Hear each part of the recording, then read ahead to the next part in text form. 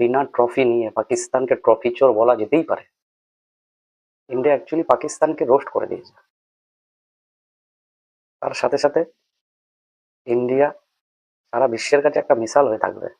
তার কারণ কিছু কিছু জিনিস থাকে যেটা হার জিত দিয়ে কখনো তার মূল্য নির্ধারণ করা যায় না। তার কারণ তার সঙ্গে জড়িয়ে থাকে দেশের সংস্কৃতি, দেশের আত্মসম্মান, যেটা ইন্ডিয়া একবার আবার প্রমাণ করে দিল। আর এইসব বেকারই কি বুঝবে যাদের অর্থনীতি চলে গাধা বেচে। এবার ভারত যেটা মানা করলো সেটা ম্যাচ একটা শুধু ট্রফি নয়, এটা পাকিস্তান বিচারধারাকে তিরস্কার করা বলে, এটা পাকিস্তান দেশকে তিরস্কার করা বলে, যে দেশটা পৃথিবীতে হিংসা আতঙ্কবাদ ছাড়া আর কিচ্ছু দিতে পারেনি। সূর্যকুমার যাদব ট্রফি না নিয়ে যে ট্রফি সেলিব্রেশনটা করেছে, এটা পাকিস্তানের গালে একটা সজোরে থাপ্পড় মারার সমান ছিল, পাকিস্তান বিচারধারার উপরে থাপ্পড় মারার সমান ছিল। পাকিস্তানের পিসিবি চেয়ারম্যান মহসিন নকভির হাত থেকে ট্রফি না নিয়ে ইন্ডিয়া আবার এটা প্রমাণ করে দিল যে খেলাটা শুধু খেলা ছিল না, খেলাটা ছিল সারা ভারতবর্ষের আত্মসম্মানের যুদ্ধ।